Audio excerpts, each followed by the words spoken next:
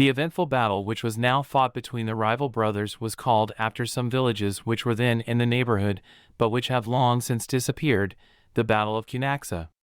Cyrus had desired Clearchus to charge the center of the enemy's line, where the king was stationed.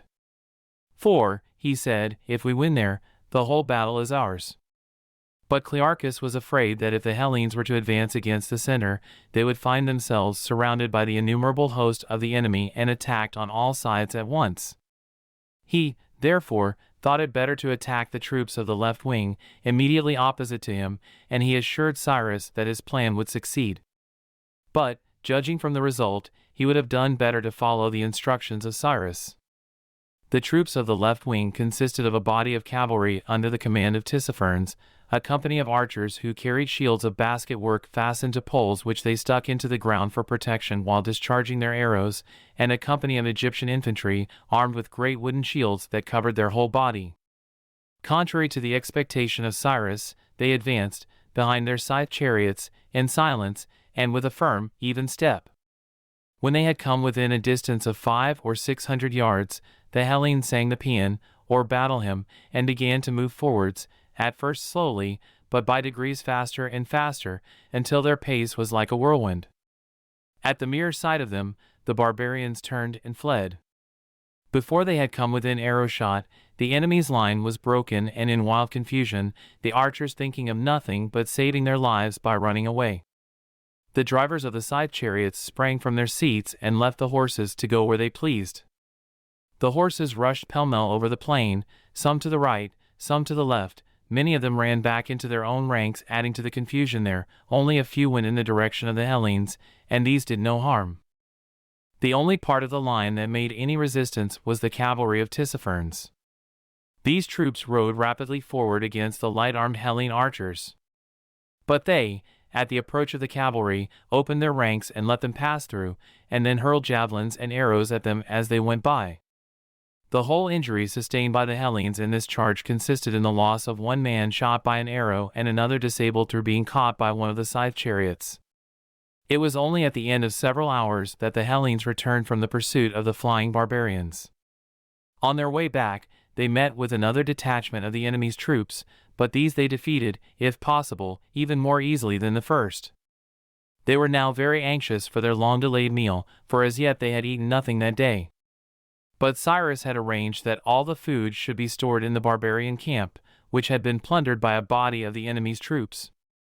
The Hellenes were consequently obliged to go supperless to bed, only a few of them having been able to find something to eat. Yet they were cheered by the thought of the victory they had won and by the hope that Cyrus had in like manner triumphed over the cowardly barbarians opposed to him. They had not indeed heard anything of him, but supposed that he had gone far in pursuit of his foes and was, therefore, at a distance from the camp. The next morning, as they had nothing else to eat, they slaughtered the oxen and asses belonging to the baggage wagons and sought in the battlefield for fuel to make a fire. There they found great quantities of arrows and shields both of wood and wickerwork, as well as empty wagons and overturned chariots. All of these they piled up in heaps and kindled therewith several fires in which they cooked the food, holding it in the flame on their spear points, and so appeased their hunger for that day. They wondered, however, that Cyrus neither came nor sent them word of what had happened since they had left him to pursue the barbarians, and resolved to set out in search of him. But whilst they were preparing for the start, they were hailed by 2 soldiers of the army of Cyrus, who brought them this terrible news: Cyrus is dead. Ariaeus and the barbarians under him have been put to flight. On perceiving the easy victory won by the Hellenes, Cyrus had been beside himself with joy, for he thought that the fate of the day was already decided. All those around him shared his expectation, and the officers of the bodyguard sprang from their horses and threw themselves in the dust before him, as if he were already the great king. For a moment he waited to see what the enemy would do.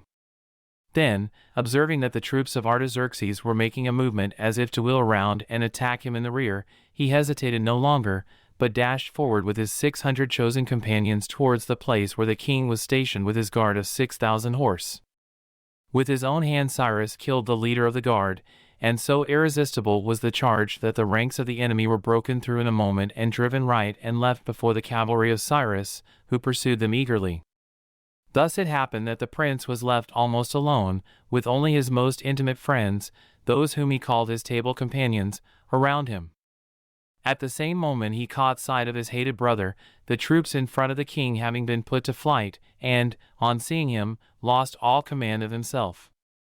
Mad with passion he galloped up to him, crying out, "I see the man," and, hurling his javelin, hit him in the breast, inflicting a wound which, however, was but slight, the course of the javelin having been checked by the coat of mail worn by the king. But at that moment, while still almost alone, Cyrus was struck under the eye by the javelin of a Carian lancer. It was a mortal wound, and, falling from his horse to the ground, he died immediately. All his table companions fell around him. The most faithful of all leaped from his horse and threw himself upon the corpse, where he was either killed by the enemy or, as some say, fell upon his own sword. The head and right hand of Cyrus were cut off by command of Artaxerxes and carried through the ranks on the point of a long spear. And when Ariaeus, who commanded the right wing of the rebel army, saw that Cyrus was dead, he sought safety in flight. Thus the battle which had begun so well for Cyrus turned in a moment quite unexpectedly, and all the hopes of his followers were dashed to the ground.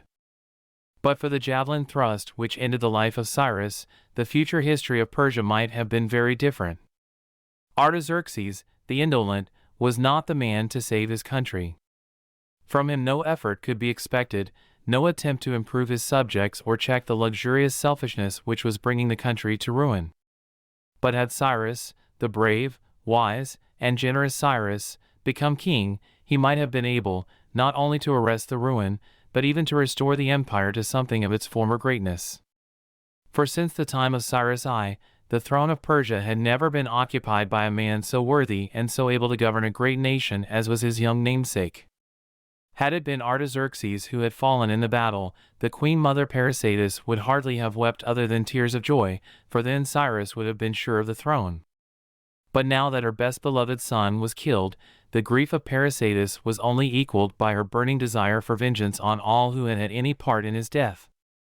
She contrived to get into her power the Carian archer by whose javelin her son had been wounded, and the soldier who had carried through the ranks his head and hand, and caused them both to be tortured to death.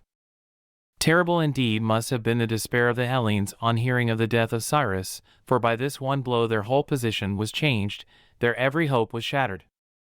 Instead of being able to cherish pleasant dreams of future happiness made possible by the bounty of Cyrus, they had now before them nothing but a dark and dreary prospect of toil and danger, through which, if they barely escaped with their lives, it was as much as they could dare to hope. Hitherto Cyrus, who had studied in advance every mile of the road, had been their leader and had always brought them by the best way. Now they found themselves 1,000 miles distant from their home, without the slightest knowledge of the countries through which they would have to pass. Hitherto they had been free from all care with regard to their daily food, for the liberal pay which they had received from Cyrus had enabled them to supply their wants without difficulty. Now they had nothing to fall back upon but their savings, and, when these were spent, they would be reduced to the most extreme distress.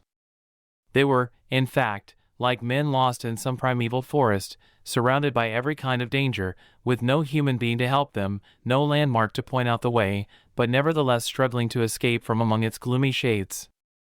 Fortunately for the Hellenes, there was among them one man at least, who, even in the most sudden reverses of fortune, never lost his presence of mind.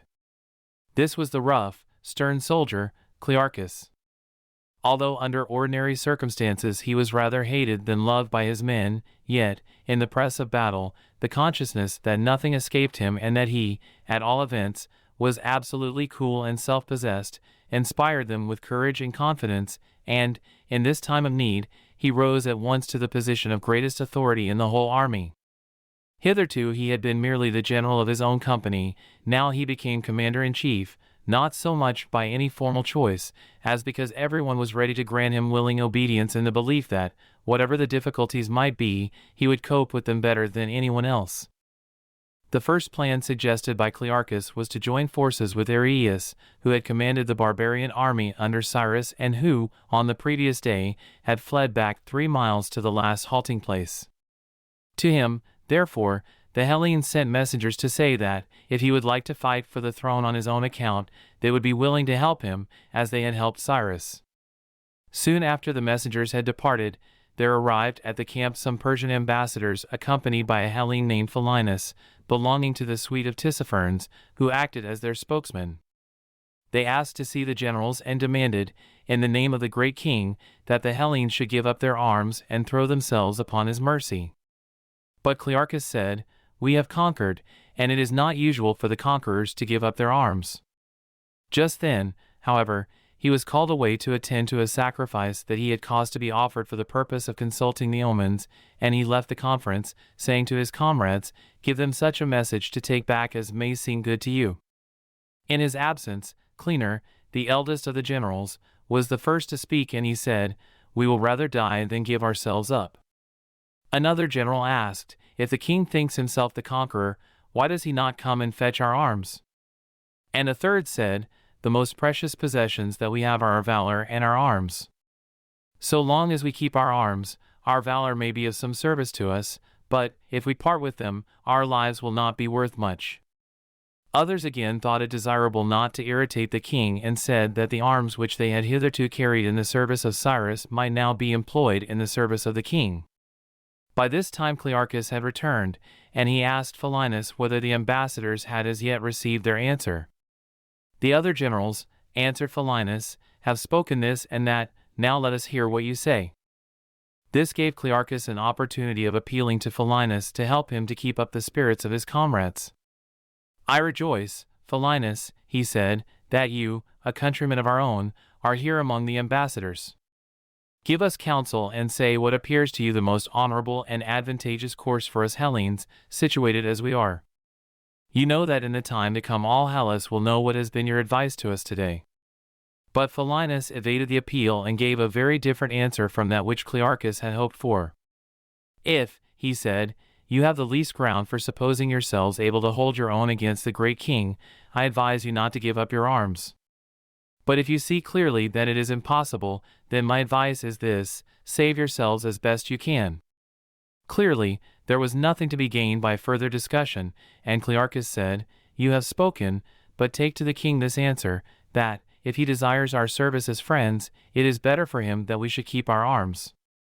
And on the other hand, if he regards us as enemies, it is better for us that we should have them." With this message, the ambassadors returned to the king. When they were gone, Clearchus announced to the other generals that the omens of the sacrifice which he had just caused to be offered were unfavorable for a battle with the king, but favorable for the proposal to join forces with Ariaeus. Soon afterward the messengers returned from Ariaeus with the answer that he did not care to accept the offer of the Hellenes to set him on the throne because, among the great lords of Persia, there were many more powerful and distinguished than himself, who would never endure to see him placed above them.